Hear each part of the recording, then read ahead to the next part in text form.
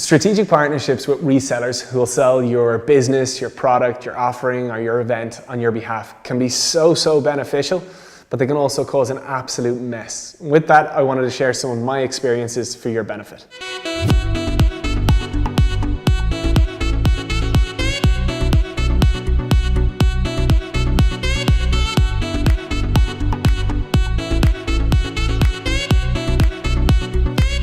I got a good question from Sarah Deneen. Sarah set up Amplify Digital, a conference that I spoke at about a month ago. And anyway, we were in touch yesterday and she was talking all about kind of the strategic relationships she formed for people to resell the event. And she asked me to kind of dig into this in a video. So here goes. Strategic partnerships are kind of, to be honest, they're really complicated.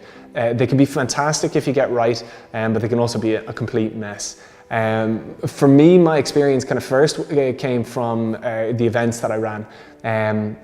I kind of formed all these partnerships with promoters and different social circles and the colleges and the student unions and the clubs and the societies, whereby I had them selling my events on my behalf. And that worked really well. To be honest, the events that we were hosting were kind of plain and simple. They had one charge. We let them resell them slightly below and we gave them a commission on that, and the money made after that was ours. That was really simple, that worked really well, that allowed us kind of really grow and accelerate the growth of our business.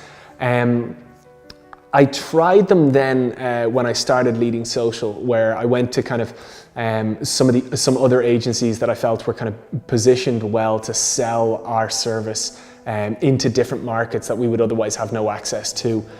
And yeah, it didn't work as well as I'd hoped. And there's a kind of a couple of pitfalls that I hit that I'll share with you. So the first thing is, it's really important that if somebody's going to be selling on your behalf, whatever it is that you're selling is very clearly defined.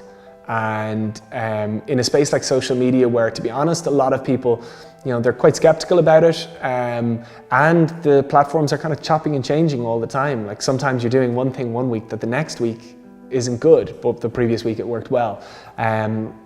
So it's really important that whatever it is that you're doing is clearly defined. And to be honest as well, it's hard to have whatever it is that you're doing in your initial stages very clearly defined. I think that kind of clarity only comes a couple of months or even years into doing business. Okay, that aside, communication lines with whomever it is that you're selling with need to be really clear. They need to know your business inside out if they're going to represent it and sell it. And having communication lines exactly as they should be is tough. You need to be really transparent in terms of what clients or service works best with, or your product is for, or your event is going to be sold to, versus who it shouldn't be sold to. Similarly speaking, you need to be clear in terms of the pricing model. How is this reseller going to make money? Are they going to make a commission on the top of the fee that's being charged? I did that really stupidly. By the time they took the cut and then I covered all my costs, I actually lost money from some work. And that happens. That's business for dummies, rule 1. If you're selling your service, make a bit of cash from it. I made a mess of that. For me, in terms of any of those kind of agreements, I always thought commissions on the end profit was the best way to work. But in doing that, you need to be really transparent with your business in terms of the costs involved. And it can be quite invasive having a third party scrutinize those costs. So, you really want to have a really strong relationship with whomever it is that you're selling, a really kind of clear relationship, a very strong structure and a template to it. In the case of Sarah, where she's kind of digging into events much more, I think this is where it's much better, and it's a model globally that works really well in terms of building partnerships or strategic partnerships with resellers. Events can be that much easier because what you're selling is very clearly defined, and it's supported then by the company's own marketing. For services, it's much more challenging, but if you get it right, it can massively accelerate your growth. When you're starting off in business, you won't have the networks that you want to do your business, service, product offering justice. Others might, and if you can incentivize those others to sell on your behalf, as I said, that can be brilliant. But there are pitfalls on it. So if you're going into that, my strongest urge to you will be cautious.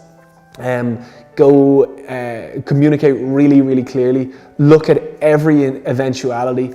And have a structure or have a template to suit every one of those eventualities. Don't get caught off guard, because with the best will or intention, you can really sour relationships if something isn't thought out as well as it should, or if something isn't communicated clearly.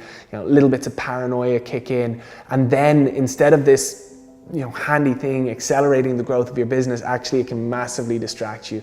You can get caught into really big issues that just suck up drain the life out of you, which is obviously what you don't want. So be really, really clear, be really, really transparent, communicate, define whatever it is that you're doing, template it, and even then, once all that is done, move very, very slowly into it. The last thing you want to do is open up 10 relationships with 10 different resellers, have them all selling, make a mess of it. That will drown and possibly kill your business. But if you tippy-toe into it, trial, experiment, build a template that works really well in time, then that's something that you can roll out, and hopefully it does really, really well for you.